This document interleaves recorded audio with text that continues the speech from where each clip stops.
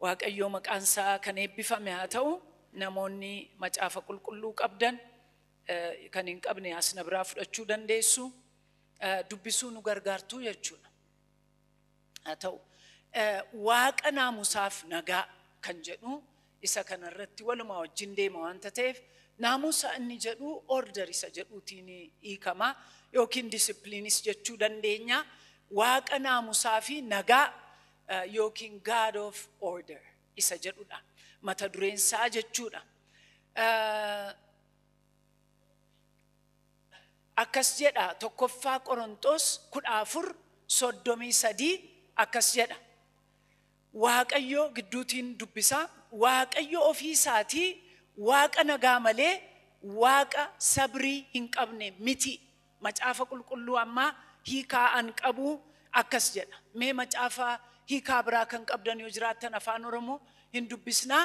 14:33 sagalee ol fuudhee nama nu dubbisu barbaanna.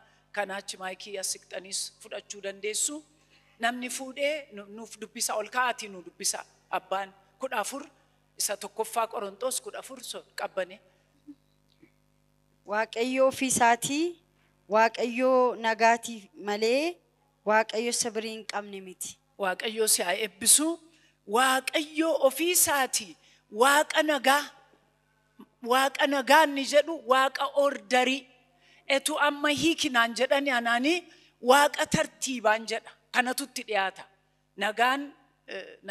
Nagaadha. Peace isa jedhamudha. Order jechuu fi waaqa tartiibaa. Jecha biraa immoo sinnatti himuu dandeessu ta'a. Akkas jedheen hiika garuu warri nu hiikan akkas jedhanii hiikan nagaan immoo irra bal'aadha yuutii order isa jedhamurraa egaa akkasumatti fudhannaa. Waaqayyo waaqa toora qabudha jechuudha. Waaqayyo waaqa tartiiba qabudha jechuudha. Waaqayyo achii jalqabee har'asii jalqabee borimmoo achiin jalqabu jechuudha. Toora qabaa jechuudha. Waaqayyo waaqamee akkuma argetti hojjetu miti. Waaqayyoomee akka namoonni jedhan natti dhufe jedhee waaqa godhu miti. Jedhu mitiire gaaf tokko yeroo lallabnu as dhaabbannee maal jenna nuyi asumatti natti dhufee jenna mitiire ittiin dhufu waaqayyootti. Waan hundumtuu karooraan ta'a jechuudha. Karoora attamii karoora bara bara. Maaliif waaqayyo waaqa bara baraati waanta ta'e. Waan hojjetu hundumaa bara baraan hojjeta waanta ta'e. Bara bara ilaaleeti bara bara keessa waaqayyo yeroodhaan daangeffamaa miti. Ilmaan namootaaf uumama hundumaa yeroo jalatti daangessee uume. Inni garuu yeroo gararraa jira. Yeroo gararraa jiraatu iyyuu malee yeroodhaan hojjeta waaqayyo jechuudha.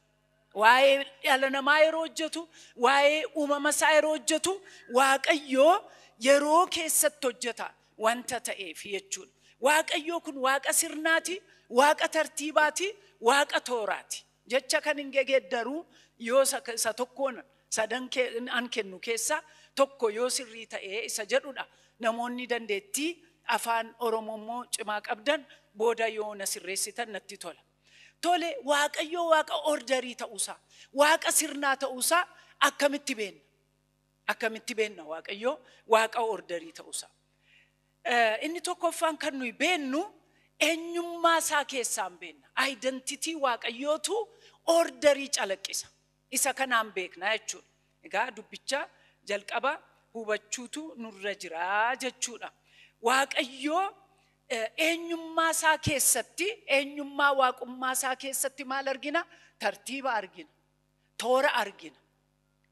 Amma waaqayyo abbaa, waaqayyo ilmaa, waaqayyo hafuura qulqulluudha. Miti sadan tokkummaa kan jennu. Waaqayyo tokkodha.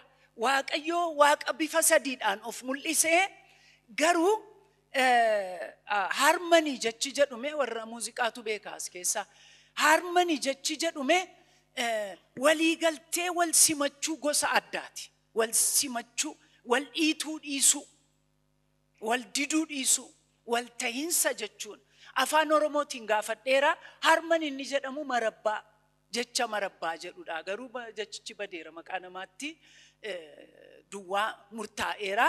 Jecha marabbaa jedhu fayyadamnaa jedhanii namoonni natti himaniiru. Sadan tokkummaan kuni walii galtee wal dhiituu hin qabne, wal diduu hin qabne, wal quuquu hin qabne keessa jiraataa jechuudha.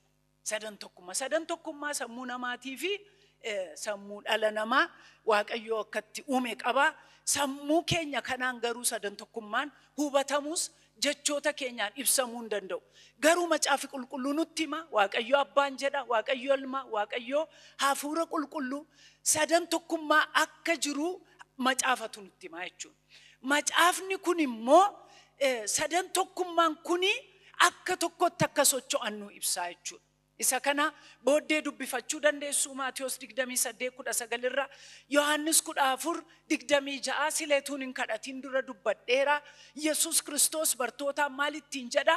Hafuurri qulqulluu inni gargaaraa ta'e jedha laata? Hiikaansaa inni isiniif dubbatu advocate jedha afaan Ingiliziitiin, akka abokaatoo akka jechuudha. Inni isiniif dubbatu, abokaatoon namaaf dubbata mitiire? Inni isiniif dubbatu suni waan inni isinitti hime hundumaa isin yaadachiisa. Gara dhugaa hundumaattis isin geessa. Inni isin barsiisa. Eenyu? Hafuurri qulqulluun. Eenyutu isa kana dubbate? Yesuus. Amma gaa harman hin jira moo hin jiru? Hafuurri qulqulluun hojiin isaa maal gochuudha? Falmu nuuf dubbachuu, waan Yesuus barsiise yaadachiisuu, barsiisuu isuma kanadha. Inni isinitti maa jedhe? Yohannis 15:26 irrattis kan wal fakkaatu jira. Booddee deemaatii ilaala. Barreeffadhaa. Garuu barreessuun gaariidha. Qabxii qabachuun gaariidha. Sin gargaara. Ka akkaataatti yaadatan keessaa tokko wanta ta'eef gurra keenyaan dhageenya harka keenyaan yoo barreessine hin yaadannaa jechuudha. Sadan tokkummaa gidduu gargar ba'iinsi hin jiru, diviizhiniin hin jiru. Sadan tokkummaa gidduu wal dorgomuun hin jiru. Ammamee tajaajiltoota gidduu wal dorgomuun jira moo hin jiru? Baay'ee miti. Faarfataa gidduu, lallabaa gidduu, raajii gidduu jira moo hin jiru? Inni tokko yeroo ba'u nuyillee akka baluu mitiidha mitiire? Anillee akkasin godhu jira mitiire? Inni akkasii sadan tokkummaa gidduu raawwatee hin jiru. Maqaan isaa eebbifamu. Miti eessa laalleetu amma hin jiru ta'eme yerooma tokkummaa dhugaa barbaannu garam ilaalla turre sila. Hin yaaddanii si'a tokko. Miti kanaafi hafuurri qulqulluu sadan tokkummaan kuni hin geeddaramu, hin hiramu, waliin dorgomu, waliin didu, hin jijjiiramu. Milkiyaas 3:6 irratti waa'ee jijjiiramuu dhiisuu Waaqayyo hin dubbata jechuudha. Seera lakkoobsaa 23:19 irrattis dubbisuu dandeessu. Waaqayyo ofuma isaatiin sadan tokkummaan Waaqayyooni Waaqa naamusa guutuu ta'e qabudha. Naamusa guutuu ta'e yookiin disipiliinii, orderii, tartiiba guutuu ta'e Waaqa qabudha. Waaqayyo Waaqa orderii ta'uusaa maal keessaan beeknan isiniin jedhe? Eenyummaa waaqummaa isaa keessaan beeknan. Waaqayyo isin haa eebbisu. Inni lammaffaan kan nuyi beennu Waaqayyoon Waaqa order yookiin tartiibaa ta'uusaa, Waaqa naamusaa ta'uusaa kan nuyi beennu uumama isaa keessaan beekamaa jechuudha. Akkasitti beennaa jechuudha. Waaqayyo yuunivarsiitiin ardiidha miti? Yuunivarsiitiin hawaadha miti? Moo miti? Okay. Amma Waaqayyo yuunivarsii kana yeroo uumu yookiin hawaa kana yeroo uumu akkamitti uume? Tooraan uume, tartiibaan uume, orderiidhaan uume. Waan hundumtuu tooraaf tartiiba qaba. Mitiire? Etuu tooraaf tartiiban qabaanne ta'e baay'ee rakkisaa ta'a ture. Etuu guyyaa tokkoffaa irratti nama uumeera ta'e. Mitiire? Laftuun uumamne biyyoo isaa fuudhaadha dubbichi. Mitiire? Akkasidha. Etuma immoo guyyaa tokko lammaffaa irratti Waaqayyoo nama uumeera ta'e nama eessa keessa kaa? Okay, laftiif Waaqni uumame waa'een ibsaa'oo. Nama dukkana keessa kaa Waaqayyo rakkisaadha mitiire? Waaqayyo waan hundumaa Waaqa tartiibaa ta'e. Waanuma barbaade ittiin jedha Waaqayyo Waaqa orderiiti. Nus maal ta'uun nurra jira gaa? Sabooddeen cimsee dubbadha. Eega Waaqayyo akkas ta'e nu maal ta'uun nurra jira? eeyyeessa qabaachuu orderii qabaachuutu nurra jira. Yaadni keenya orderiidhaan ta'utu nurra jira. Dubbiin keenya amma kana, amma sana, amma kana, amma waa'ee markaatoo, xinnoo turree waa'ee wangeelaa, xinnoo turree waa'ee warra daggalaa, xinnoo turree immoo waa'ee warra Ameerikaa. Akkas ta'uun irra hin jiru. Dubbiin keenya xiyyeeffatamaa ta'utu irra jira. Dubbiin keenya tooraaf tartiiba qabaachuutu irra jira. Maaliif? Bifa Waaqayyoo yeroo calaqqisiisnu waan akkasiitu ta'a. Waaqayyoo takkasidha. Waaqayyoo isa sanas, isa kanas, isa kanattis hin bu'u. Waan inni hojjetu hundumaatu toora qabaa jechuudha. Kanaaf nus akkas ta'uutu nurra jira.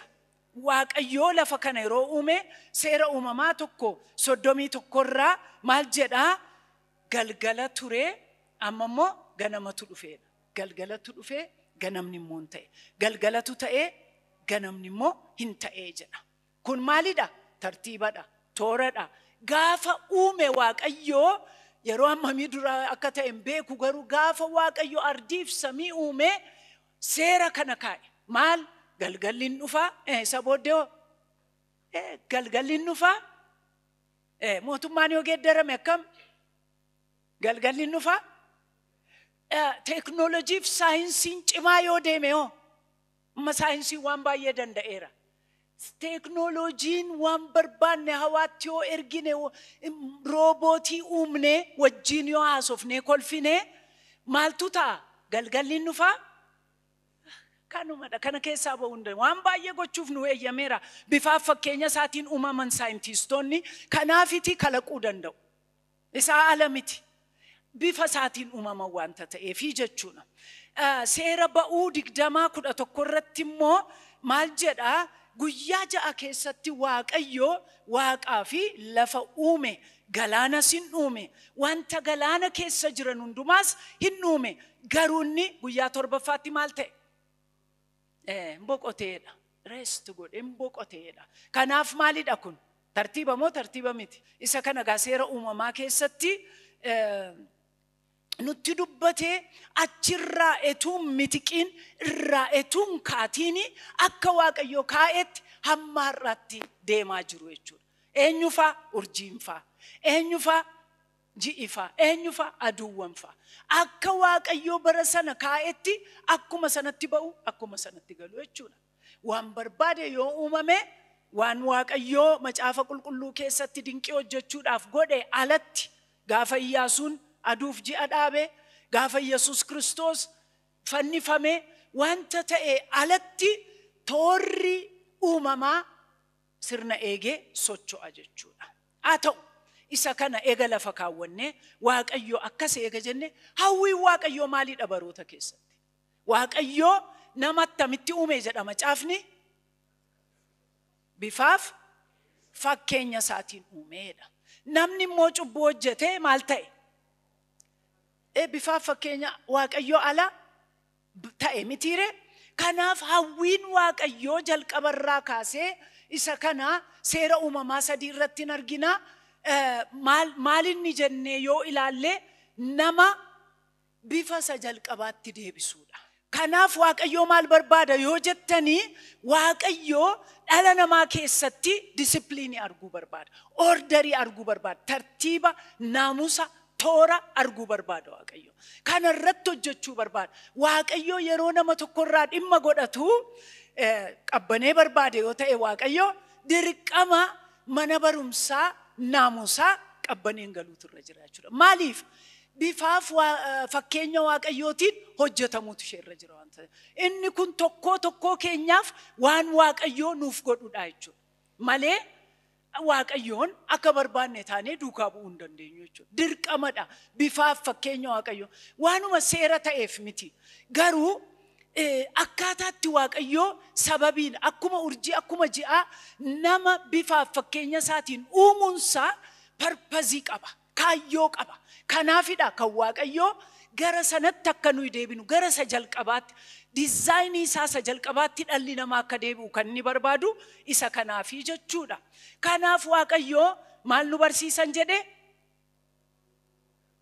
Naamusa eeyyee. Naamusni badaa namatti hin tolu miti? Naamusa jedhame hundumti keessan. Ameen. naamusni tunuu galeen jaallanna. Waan nuun galleef sodaanna. Mitiire amma si'a tokko nama tokkotu dhukkubsatee ciisee jennaan raajiin isheen tokko deemteeti ati cubbuu akkas hojjettee dhukkubsattee ciiste harka adabbii Waaqayyoo sirra jira yoo irraa deebite immoo si kaasa siree irraa jennaan isheen immoo fayyaa cubbuu waan hin qabneef deemaa jirti jedhen immoo hin jaallatan namoonni akkasittiin jettan. Karaarraa kaatteetta naamusa aladhaati yoo ittiin jettan hin jaallatan. Maaliif naamusni dheekkamsatti fakkaata la. Waaqayyootu dheekkameetti fakkaata. Waaqayyoo balleessuudhaaf na balleessuudhaaf kan jedhudha. Garuu macaafi qulqulluun maal nutti himeetu naamusni mallattoo jaalalaati. Abbaan mucaasa jaallatu maal godhaedha? Macaafa Ibrootaa keessa in adabaa'edha. Adabamuun maalidha ree? Namaan galu mitiire ammame akka warraatti ijoollee keessanii maal gootu hin adabdu. Duukaa buutanii amma ijoollee maal narraa qabda jedhanitti adabdu. Maaliif? Akka isaanii toora jireenyaa qabatanii adeemanii galma Waaqayyoo isaaniif qopheesse akka isaan qaqqabaniifidha. Ijoolleen garuu akka jibbaatti fudhatu jechuudha. Maatii sana adabnee jaallatu. Gaafa guddatan garuu tu warri koona adabaniiru ta'ee gadhiisii na godhe abbaan koo haati koo maa garagaltee bakka hin jiru iyyuu hin beektu jedhu. Warri adaban immoo bara sanatu wantolee jedhee abboomameera boodan galaafi jechuudha. Kanaaf Waaqayyoo yeroo jaallatu maal godha? Mucaasaa godhachuuf mallattoonni irra kaa'u maalidha? Haadha manaa godhachuuf abbaan manaa tokko mallattoo jaalalaa jedhee asitti maal godha? Qubeelaatti kaa'a. Waaqayyoo qubeelaa nutti kaa'a miti adabbii nurra kaa'a. Mallattoo jaalalaati. Sin jaalladhe jechuudha. Yeroo nu adabu jaalala keen qaba. Sin jaalladhe, sin kaadhimmadha, dhimman sirraa qaba jechuudha. Yoo adabamaan jirru ta'ee kun gaaffiidha. Maalirratti gaaffiitu dhufa? Mucummaa keenya irratti gaaffiitu dhufa jechuudha. Mucaa Waaqayyoo ta'e moo egaa mucaasaa ta'e maaf nan adabure? Takkaa sin itti bu'een beeku yoo ta'e namoonni hin jedhu wallaalumarraa kan ka'e abaluun qorumsa tokkoyyuu hin qabu. Tajaajila abaluun kan saammaa waan hundumaatu isaaf sololi'a. Yoo sololi'e yeroo hundumaa gaaffiidha kun. Gaaffiidha kun Waaqayyoo nu hojjechaa hin jiru. Waaqayyoo akka mucaatti nu fudhannee jechuudha. Mitiire warra kan Kiristoos miixuu Kiristoosii warra dhalatanii tu ijoollee Waaqayyoo jedhama malee warri Kiristoosiin hin fudhanne ijoollee Waaqayyoo hin jedhaman. Uumama Waaqayyooti. Ijoollummaa aboon ijoollummaa warra kan Kiristoos ta'an duwwaaf malee nama uumame kana hundumaatu mucaa Waaqayyoo miti. Wangeeladhaan kun immoo. Tole miti. Garuu gara mucummaatti fiduun qooda keenyadha. Amma warra obboloota keenya warra waaqeffachaa jiran kana gara mucummaatti isaan fiduun hojii keenyadha. Garuu ijoollee Waaqayyoo hin jedhaman. Aboo mucummaa kan qaban warra dhiigaa foon Kiristoos keessaa qooda qaban. Warra isatti amananii jireenyi bara baraa isaanii fi qoodamedha jechuudha. Kanaaf adabbii jechuun maal jechuudha? Iddootti Waaqayyoo nu bocu, nu hojjetu. Maalitti nu hojjeta? Bifaaf fakkeenya isaatti, bifaaf fakkeenya ilma isaa Iyyasuus Kiristoos. Yeroo bifaaf fakkeenya Waaqayyoo jennu maal jechuu akka ta'e itti aansee isinittiin himaa. Yeroonni kana jechuun adabbii jechuun hojjetamaa jirra jechuudha. Adabbii jechuun tottolfamaa jirra jechuudha. Adabbii jechuun miidhagfamaa jirra jechuudha. Amma bara keenya keessatti namoonni waan nama miidhagsu irratti maallaqa baay'ee fixu mitiire keessattuu amma misirroofaa ta'u yoo ta'e suuraa ka'uuf hin qophaa'u yoo ta'e wanti hin dibamne hin jiru rifeensatti hin kaa'atamne hin jiru qeensi waan hin taane hin qabu waanuma baay'ee ta'a mitiire miidhaguudhaaf tottolfamanii bobbocamaniiti waanuma baay'ee godhu. Warri kaan cidha kootu dhiyaateera waan ta'eef kiiloorri sun narra jira wayyicha kanatti ta'uu fi jedhu mitiire baay'ee mutti dhama maal ta'uudhaaf tottolfamanii mimmiidhaganii etuun fuula koo hojjetanii namatti hin ba'u jedhu etuun fuula koo hojjetanii suuraan ka'u jedhu mitiire hojjetamu maal ta'uudhaaf miidhaganii mul'achuudhaaf jechuudha. Inni sun nama miidhagsas hin dhiisas ta'a waansa. waan biraas nama fakkeessuu danda'a. Kan Waaqayyoo garuu yeroonni nu adabu, yeroonni kutaa naamusaatti nu galchu maal gochuudha? Ilma isaa akka fakkaannuufidha. Ilmi isaa immoo miidhagaadha. Safuu miidhagina isaa, safuu surraasaa, safuu simboosaa ajaa'ibsiisaadha. Miidhagina isaarraa kan ka'e hin jajama, hin faarfatama, hin leellifama. Miidhagina isaarraa kan ka'e, bareedina isaarraa kan ka'e ergamoonni inuma jajuun akka keen jiru miidhagaan ittiin jiru. Akka keen jiru hoolicha saqalame, akka keen jiru kan ifu akka kee tolaan hin jiru, akka kee qulqulluun hin jiru, akka kee kabajamaan hin jiru, akka kee ulfa. Ati miidhagaadha ittiin jiru. Kanadha miidhagin. Kanadha bifi ilmi Waaqayyoo Yesuus Kiristoos jechuudha. Waaqayyoo yeroo nu adabu nu miidhagsuu barbaada. Mana miidhaginaa nu galchuu barbaada. Nu tottolchuu barbaada. Amma meekaappiin amma si'ana jiru akkas jedhani anoon beeku garuu namootatu dudubbataan dhaga'e fakkeenyaaf namni funyaan isaa xinnoo yoo ta'e in guddisaa jedhaniga. In uumuu jedhan. Jedhu jecha isaatti iyyuu fayyadamu dhugaadha. Amma funyaan yookiin maalittiin jenna funyaan cabaa yoo ta'e ol kaasaa jedha meekaappiidhaan gochuun hin danda'ama. Hin godhu fiilmii keessattis warri fiilmii hojjetanis hin godhu. Kanaaf waan hin jirre uumuu, waan hin jirre tokko uumuu irratti hojjetu jechuudha. Maal gochuudhaaf? Isa miidhagaadha jedhee addunyaan kaa'e. Miidhaginni addunyaa yerootti ammallee geeddarameera yuuti. Garuu amma durii namni yoo diimate miidhaddee jedhama. Yoo rifeensi duddarra ka'e miidhadde. Amma geeddarameera. Amma maaliin beektu warra moodeeliidhaan durime namni warra nuweerii warra anyuwaakiidhaan miidhadduu jedhu hin jiru. Amma moodeeliin eenyudha? Moodeeliin immoo waan fakkaatamuu barbaadamudha jechuudha. Kanaaf amma yeroo laaltan rifeensi warra anyuwaakii gaggabaabaa mitiire gogaan adii miti, diimaa miti, gurraacha miti. Amma addunyaan maal jedhe kanatu bareedaadha gara kanatti of hojjedhaa jedhe. Kanaaf hin rakkatu faranjiin amma of gurraachessuudhaaf waan dibatamtu jira. Aduu keessa ciisanii of gurraachessuu irratti hojjetu jechuudha. Addunyaatu dikteet godha. Akkasidha miidhaginni yeroo jedhu amma Hollywood keessatti himamaa jechuudha. Hollywood keessatti kiiloon kee hammana ta'u, hojjaan kee hammana yoo ta'e kiiloon kee hammanaa ta'u. Kanaaf addunyaan hundumtuu mana barumsaa qallinaa galeeti isa Hollywood jedhutti qallachuudha. Maaliif? Isatu miidhaginadha. Isatu jedha. Akka aadaatti immoo gargari. Aadaa tokko keessatti immoo yoo isheen furdatteeti gaariidhaa jedhamaa jechuudha. Isheen qallattee rakkattuu jedhamti jechuudha mitiire. Waaqayyoo maal isiniin jedhu ulaagaa miidhaginaa eenyuun godhee kaa'e? Ilma Waaqayyoo Iyyasuus Kiristoosiin nu kaa'e jechuudha. Kan hin geeddaramne, faashinii dhufeen darbine, barabaraan sanuma kan ta'e ilma isaa Iyyasuus Kiristoosiin ulaagaan kanadha kaa'e Iyyasuusiin. Mitiire? Ija keessan immoo maaliin godhinaa jedhe? Isarraa hin buqqisiinaa jedhe. Isuma laalaa etuma laaltanii isa fakkaattu jechuudha. Namni waan ilaaluu fakkaachaa deema. Dhageessanii beektu yoo ta'e abbaa manaa fi haati manaa wal fakkaata bifi isaanii jedhama. Maalidhaa jedhanii qoratan warri qoratan maaliif dhugumayyuu wal fakkaatu maaliif yeroo jiran bifatu wal fakkaateetu hin ta'in akkaataadha. Wal ilaalaa oolu waan ta'eef abbaa manaa fi haati manaa yeroo wal wajjin dabarsu waanta ta'eef akkaataa kolfa akkaataa dubbii akkaataatti fuulli isaanii waa ibsuu wal fakkaachaa kanaaf wal fakkaatu ittiin jiru. Hammuma Yesuusiin ilaalle ganamaa galgala miidhagina isaa gadoof deebisuu isaa jaalala isaa araara isaa isuma fakkaachaa deemne jechuudha. Isadha kan nu kaa'ame jechuudha. Kana fakkaata gaa bifi Yesuus Kiristoos jechuudha. Bifi Yesuus Kiristoosi bifa abboomamuu fi bifa gadoof deebisuuti.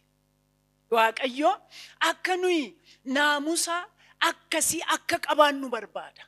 Naamusa maali? Naamusa abboomamu. Abboomamuun jaallattuusi? Dhugaadha?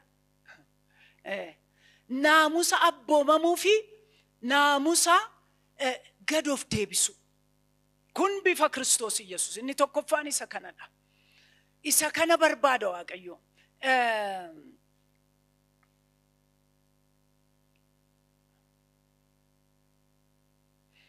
Mee fakkeenya naamusa kan Yesuus Kiristoosin kaasne Filiphisius baay'een jaalladha isa kana yeroo hundumaa lallaba keessatti tun kaasiin darbeen beeku Filiphisius 2:6 kaasnee daddafnee dubbisna. Bifi Kiristoos maal akka fakkaatu, abboomamuunsaa maal akka fakkaatu, gad of deebisuunsaa maal akka fakkaatu achi keessaa laalla. Hamma du'aatti abboomamaa ta'e. Kanadha bifi Kiristoos. Kanatti nu hojjechuu barbaada Waaqayyo. Yoo fedha keenya ta'eedhaan sodaatina. Sin dirqisiisu Waaqayyo. Gonkumaa Waaqa jaalalaati. Amala isaati aladha. Eenyummaa waaqummaasaa aladha dirqisiisuun hin sodaatina. Garuu Yesuus Kiristoos hamma maaliitti abboomamaa ta'e? Hamma du'aatti. Du'aas akkamiisayyuu? Du'i gosa qaba mitiire? Du'i maalamma yoo namni etuuna achi etuunatti dhukaasee adda keessa na rukute achumatti kufaa dhume dubbiin mitiire. Du'i fannoo garuu etuun si fannisna jedhanii lubbuun mana keessaa ba'utti baay'ee dheeraa fudhata. Hin yaadattuu warra bitaaf mirga Yesuusiin fannifamanii turan du'uu dinnaani maal godhan? Jilba isaanii caccabsanii jechuudha. Oksijiniin akka hin darbineef akkas godhanii caccabsaniiti akka du'i isaanii saffisu isaaniif godhan du'uu didanii jechuudha. Du'i fannoo du'a salphaa miti jechuudha. Achirratti rarra'anii rakkoo qaba. Garuu fedha eenyuti? Fedha Waaqayyoo Abbaati. Kanaaf Yesuus immoo maal godhe? Fedha Waaqayyoo Abbaaf abboomame. Hamma du'a fannootti abboomamaa ta'edha. Waaqayyoo isa kanatti nu hojjechuu barbaada. Garuu akka Yesuus taana jettanii sin sodaatina akkuma ayyaanni namaaf laatamedha. Waaqayyoon baqattanii akka hin banne hin dirqisiisu sinitti meera. Abboomamu akkuma ayyaanni nuu laatame abboomamu akka barru waa'ee gaa'elaatti ittiin dhufa. Abboomamuun gaa'ela keessatti qooda guddaa qaba. Daddafeen dubbadha sa'aatiitu baay'ee deemaa jira wanta ta'eef nan dubbadha. Abboomamu isa jedhu. Waa'ee abboomamuu yaaduutu namarra jira. Abboomamtuu akkan ta'u abboomamaa akkan ta'u na gargaari jennee kadhachuutu nurra jira. Abboomamuun immoo waan xinnootiin. Phaawulos yeroo dubbatu hamma abboomamaa ta'ee jedha akkasumatti. Abboomamaa ta'eedha. Waan adda addaa abboomamaa ture. Yaadattuu hin dubbata Maatiyos keessa hin dubbata hin abboomama ture Yesuus hin guddatas tureedha mitiire yoo wanagaa bishaan fidiyoo jedhan hin fidaa waan akkasii abboomama ture jechuudha. Etuma jedhuu garuu gara lafa onaatti adeemta amma yerootti hin jedhu maal jedhe?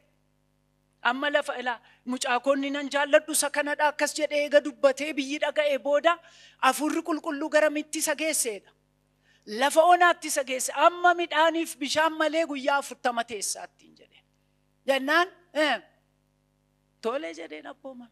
Mitiire isa ture ila sadarkaan abboomamu hamma abboomamtan itti dabalaa deema. Yoon abboomamtan ta'e immoo badaatti hin rakkatu Waaqayyo waan jaallatte godheedha.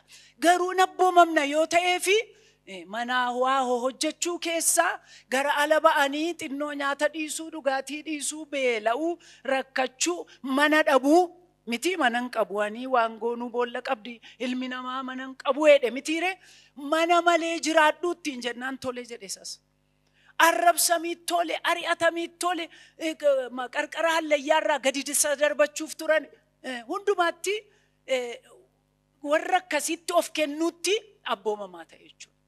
Deemnee gara fannootti yeroo deemnu immoo fannoo irratti cinaacha yeroo waraanan barruu yeroo cinqaarsan miilla yeroo waraanan maal yeroo jedhan abboomamaa ta'e Waaqayyootu barbaade waan ta'eef abboomamaa ta'e isa kanadha.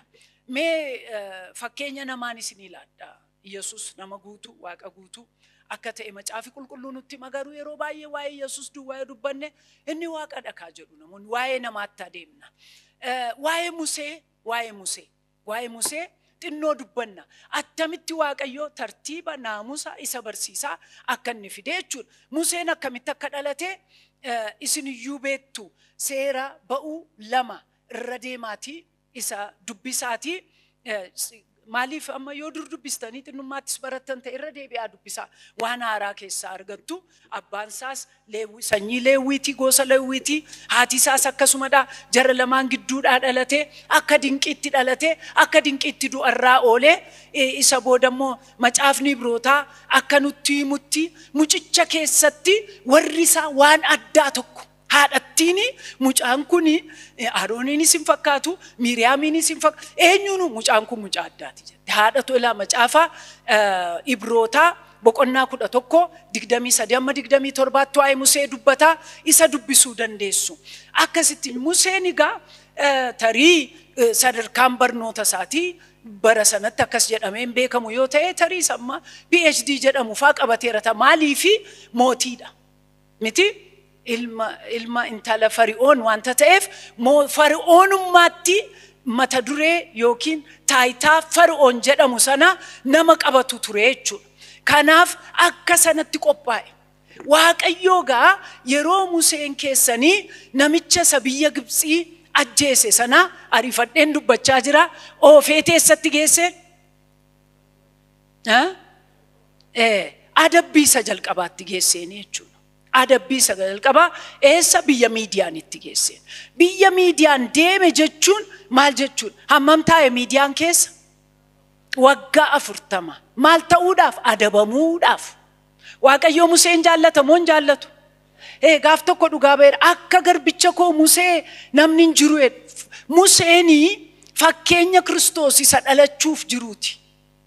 Prototypeedha Museen. Fakkeenya ilma isaatiin isa kaasee jechuudha Waaqayyo.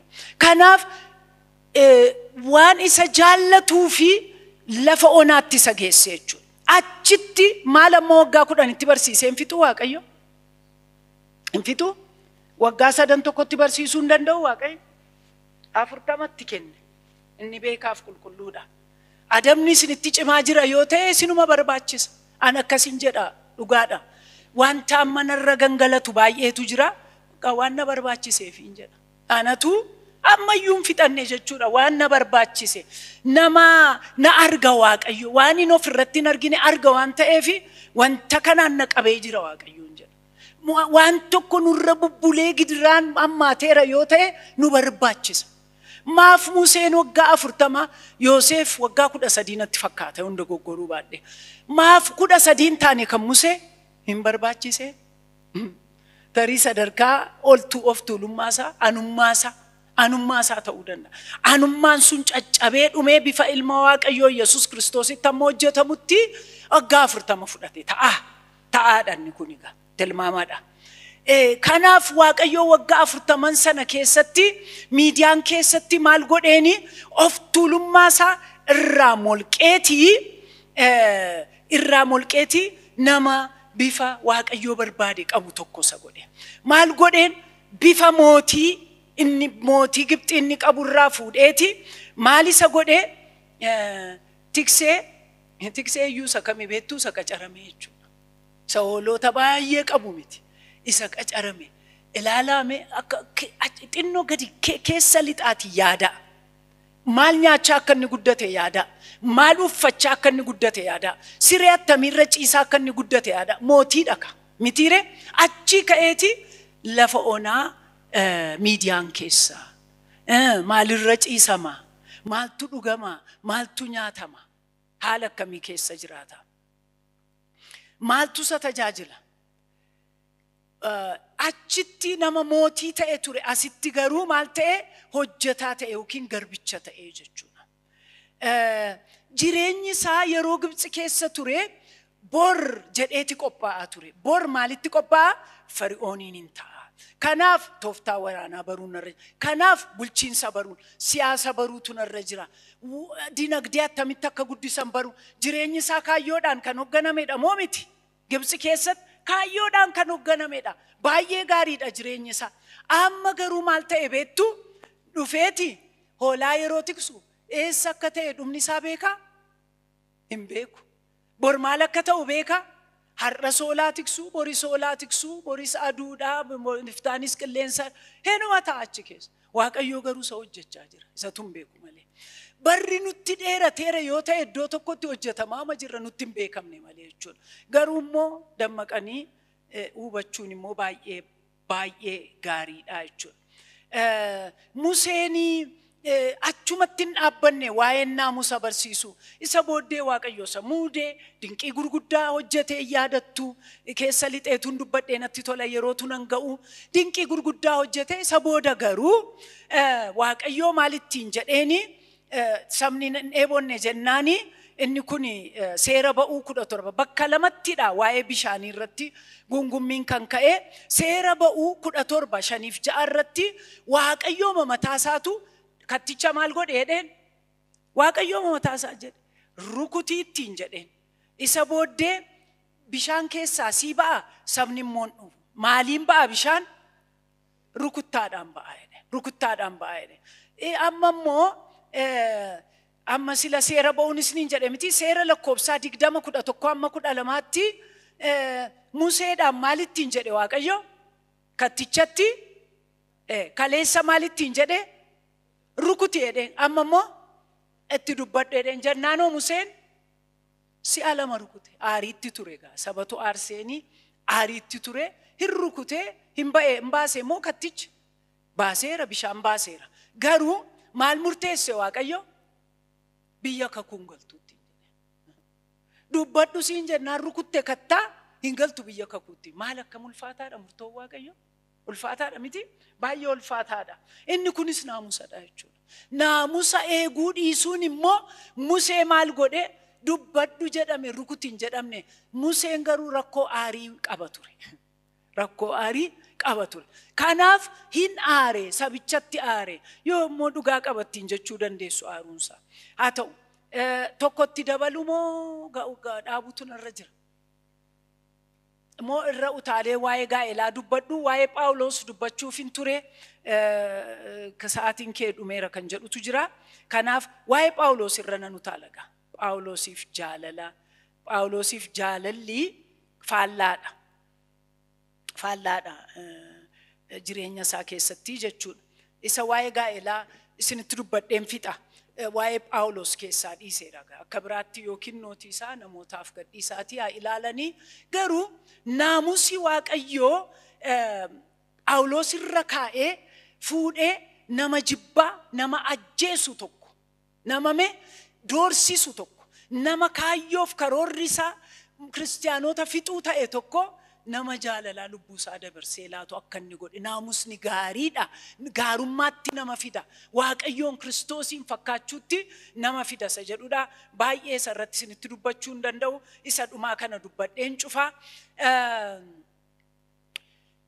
naamusni gaa'ela keessatti murteessaadha hafuu hin danda'u afaan Ingiliziitiin indispensable jedhama gonkumaa gaa'elli naamusa alatti jiraachuu hin danda'u jechuudha gaa'elli akkumatti Waaqayyo uumeyyuu silumayyuu toora qaba tartiiba qaba daddafeen isinitti hima naamusi Waaqayyo kaa'ee seera uumamaa 2:24 irratti yoo ilaaltanii namichi abbaaf haadha isaa dhiisaa haadha manaa isaatti maxxana kuni orderiidha tartiiba Waaqayyo kaa'edha abbaaf haadha maal godha hin dhiisaa isa kanaanii Phaawulos maal jedha beektu kun dhoksaa gadi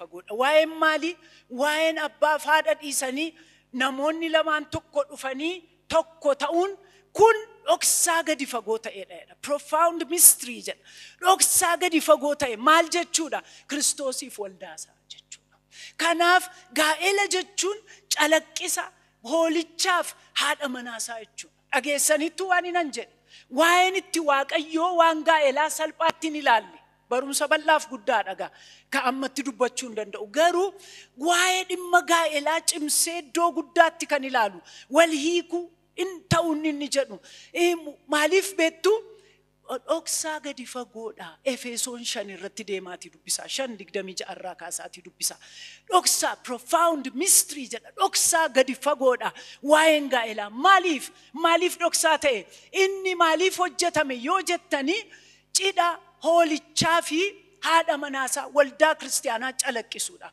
hariiroo Kiristoos fi waldaa gidduu jiru mul'isuudhaaf kan dhaabbatedha. Kanaaf isa calaqqisuutu irra jira sirriitti jechuudha. Waldaa fi Kiristoos qaamaaf mataadha. Mataaf qaamni gargar hin ba'an. Kanaaf walii kun hin ta'u jechuudha. Walii kun jechuun nama tokko mataa yoo irraa kuttan maal ta'a? Hin du'a mitiiree akkasuma jechuudha. Walii kun kana jechuudha. Isinii galeeraa akkanitti dubbachaa jiru. Kanadha hiikaansaa. Kanaafi gaa'elli akka mana bunaa deemanitti itti lixamu.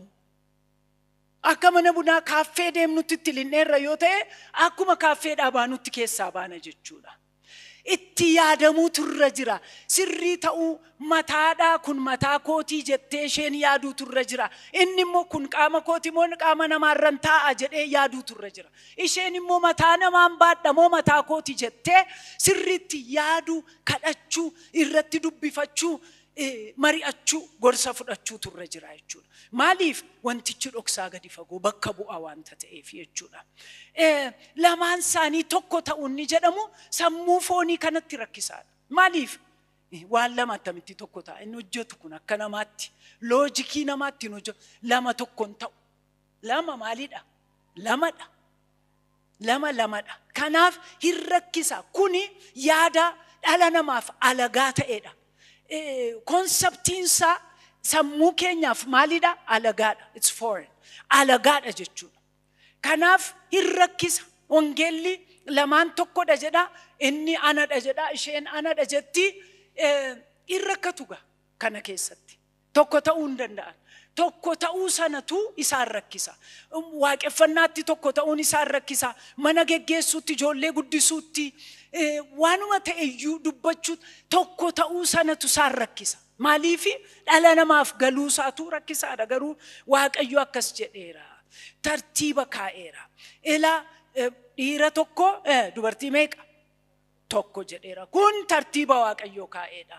Kanaafi namni deeme afur yeroo fuudhu rakkootu uumama. Namni gaa'ela isaatii ala ba'ee wanta biraa yeroo hojjetu rakkootu uumama. Akkas jedha Ibrootni 13:4 irratti sireen gaa'elaa nama hundumaatiin jedha. Abbaa manaa fi haadha manaa duwwaa miti. Haadha ishee, abbaa isaa, obboleettii ishee, hundumaan sireen gaa'elaa maal ta'utu irra jira? Kabajamuutu irra jira. Kabajamuutu irra jira jedha. Ka sireen gaa'elaa kan lamaan isaaniiti wanta ta'eef. Kanaafi qulqullummaadhaan eegamuutu irra jira jedha. Ibroota 13:4. Qulqullinaan eegamuutu irra jira. Maaliif yoo kun hin ta'u ta'e Waaqayyo ejjitoota warra ejjitootaaf xuraa'oota hin adabaa'edha. Adabbiin inni kun egaa isa hojjetamu maaloo etuu hin ta'in isa hamaadha. Isa sodaachisaadha jechuudha. Kanaaf akka yaada Waaqayyootti adabbii nuyi keessa darbinu jira. Akka dheekkamsaaf dha'ichaatti immoo kan dhufu jira. Inni immoo gaarii miti jechuudha. Fincilaan isa dhufudhanni kun jechuudha. Seenaa Daawitiin. Okay. Seenaa Daawitiin Daawiti nama akka garaa eenyuti? Nama akka garaa Waaqayyooti. Namuma akka garaa Waaqayyoo kan ta'e kanatu tartiiba eeguu dadhabe. Maalirratti of to'achuu dadhabuudhaan, naamusa dhabuudhaan, itti yaaduu dhabuudhaan, waanuma foonsaa godhittiin jedhee gochuudhaan jechuudha. Waaqayyootti toleera. Daawit nama dinqiidha. Waan hundumaati. Garuu of qabuu dhabuudhaaniti maal godhee Baatishiibaa wajjin waan inni godhu hundumti keessan iyyuu beektu miti. Macaafa Saamu'eel isa lammaffaa boqonnaa 11 irraa kaasnee yeroo laallu waan ishee wajjin godhe dubbataa jechuudha. Tokkoffaa hojii hafee takka bara jireenya isaa hafee kan hin beekne, lammaffaa ishee laalee, sadaffaa ishee fudhatee ciisee, arfaffaa isheen hin ulfoofte, shanaffaa ulfa sanaa dhoksuudhaa fi wanti hin godhamne hin jiru jechuudha. Waan inni Uraayaa nama Waaqayyoo godhee Daawit kaleessa akka garaa Waaqayyoo nama ta'e tokko Saa'oliin ajjeese yeroo jedhamu maal jedha? Isa Waaqayyoo dibeerratti harka koon kaasu. Daawit takka Filisxeemota gosa adda addaa loluurraa kan hafe Israa'eloota loleen beeku. Hoolota dhasaan, hoolota Waaqayyooti ittiin bu'u jechuudha. Lola waaqayyoo isa erge duwwaa lola ture jechuudha. Kanaaf Saa'ol loltuu 3,000 yootti baases holqa keessa yoo isa jiraachises bara jireenya isaa yoo jalaa fixesii Daawit carraa meeqa argateera garuu maal jedha? Isa waaqayyoo muudetti.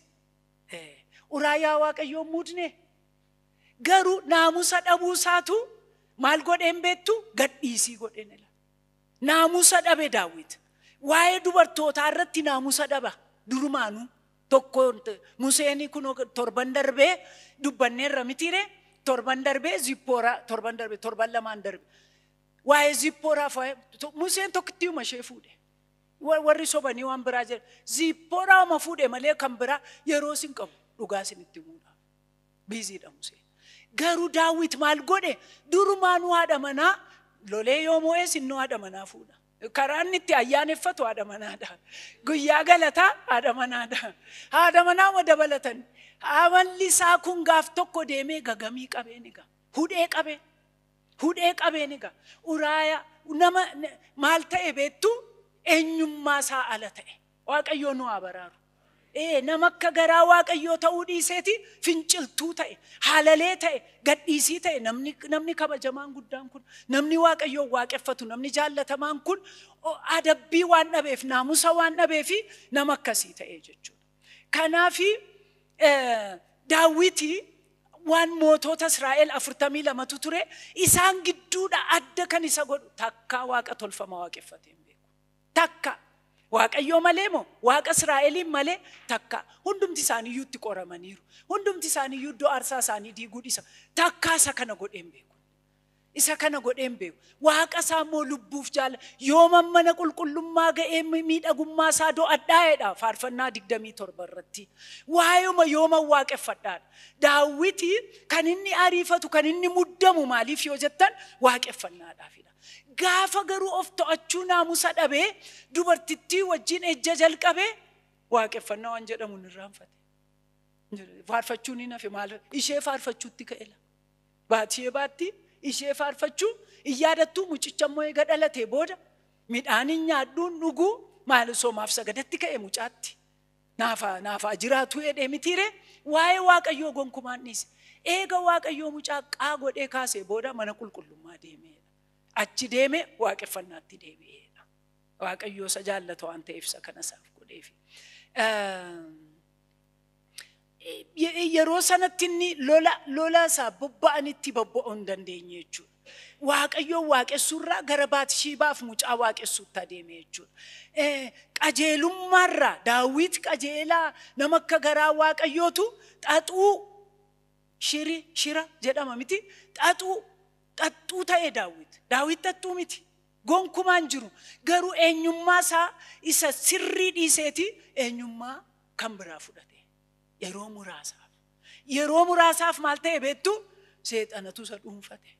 Nama waaqayyoo ta'uunsa, nama akka garaa waaqayyoo ta'uunsaa fe nama akka garaa seexanaa ta'e. Mitiire? Sirriidha miti kun akkas ta'ee jechuudha. Waaqayyoo maal godha gaa ijoolleen isaa yeroo akkas ta'anii yeroo daangaadha yeroo naamusa dinnu maal godha beektu mana barumsaa naamusaa kan jedhamu tokkotu jira. Achitti nama galcha waaqayyo. Achitti galchee nama sukkuuma. Gaariidha beektu warri naa galchu waaqayyo jettamee harka keessan baasa. Dhugaadha. Baay'ee gaariidha. Maqaan waaqayyoo bara baraan kan eebbifame haa ta'u. Mucaa tokkotu baay'ee nu rakkise si'a tokko gartuu kadhannaa keenya baay'ee nu rakkisee jennaani hin kadhannaa enne. Kadhannaa maal agoonu ennaan mana barumsaa jaarreeti achitti galchinaani enne.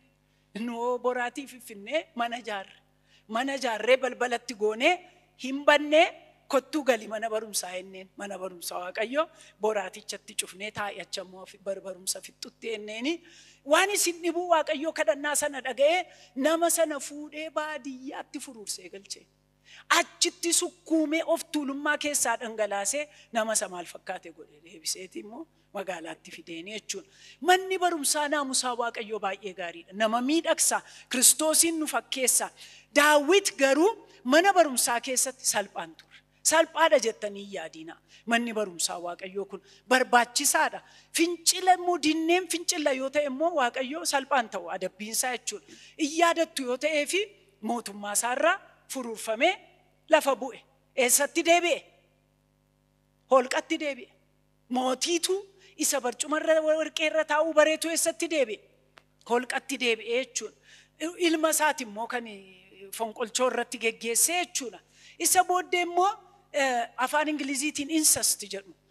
Obboleessaaf Amnooniif Tamaariin hin yaadattu. Kana duwwaa miti. Abeseloom immoo haadha manoolii Daawit sanaa fuudheetii ejje ija Israa'el duratti ciiggaasisaa jibbisiisaa dhaga'uufisi dubbachuufisi. Ijoollee meeqa dhabe? 4 dhabe. Kana hundumaatu irra ga'ee jechuun. Kanaaf isa booddee egaa hin sirraa'e. Deebisee seenaa isaa yoo ilaaltan shat jedhee nama sirrii ta'e Daawit jechuudha. Gaa'ela keessatti naamusni barbaachisaadha. Gaa'ela keessatti naamusa hin qabnu yoo ta'e akka barbaanne lamaan tokko ta'u yeroo jennu lamaan 50 ta'u yoo jenne yookiin 2 7 ta'u jenna yoo ta'eefi Waaqayyo mana barumsaa nu galchuu qaba jechuudha. Kanaaf namni gaa'elatti gamuusaa dura jireenyi koo naamusa qaba moo hin qabu jedhee gaafachuun barbaachisaadha. Waaqayyoon na hojjedhu dur ijoollummaa keenyatti faarfannaan akkasii jira tureera. Na hojjedhu na tottolchi. Mold me and make me jedha afaan Ingiliziitiin faarfannaan tokko. Mold me and make me jedha. An suphee keetiin na boci na hojjedhu waan salphaa isinitti hin fakkaatin. Afaan Amaaraatiin xinnummaa keenyatti lawwuxayin geetaa'ee jechaa ama guddanne. Na jijjiiri. Jijjiiramuun immoo dhibee qaba, dhukkuba qaba jechuudha. Kanaafi baay'ee ammame inuma ariifatama mitiire. Abaluunfaa heerumani, abaluunfaa fuudhani, anis abaluu wajjin hin uumamne ati. Bara jireenya keessan tuduutani namaa wajjin of wal bira qabdaniin kompeeri of hin godhinaa namaa wajjin. Abaluunfaa heerumani, heeruman. Abaluunfaa fuudhani, fuudhan. Yeroo Waaqayyootti ta'a waan hundumtiyyuu. Yeroo Waaqayyootti ta'a. Akka abaluufaa akka abaluuttiin sirbaan morma nama jalliseedha Oromoon. Akka abaluufaa hiriyaan koo hundumtuu akkas ta'e hiriyaan hundumtuu haa ta'u. Maalitti xiyyeeffachuutu hiriyoonni koo bakka ga'aniin ga'a inni kun dogoggoradha. Bakka Waaqayyo etuu Waaqaaf laftiin uumaminnaa arge sanan ga'aa ta'utu irra jira dubbiin keenya. Malee amma kan jiru isa kanadha. Bakka namni ga'een ga'a maaloo akka namaana godhii maaloo akka baluufaa balbala naabanii kuni Waaqayyo micciiruu yaaduudha. Yaada Waaqayyo kun kadhannaa Waaqayyootti ajaa'uudha. Kadhannaa Waaqayyootti urgaa'u maaliif na uumte gooftaa koo waan itti na uumte sanaaf hin jiraadhee darba. Waaqayyoome maal jedha Daawiti guyyoonni koo macaafa kee keessatti ji'oonni koo hin jenne waggoonni koo hin jenne barri koo hin jenne guyyoonni koo 139 macaafa faarfannaa kitaaba kee keessatti barreeffamaniiru. Waaqayyo bara keenyaaf miti guyyaa keenyaaf karoora nu baaseera.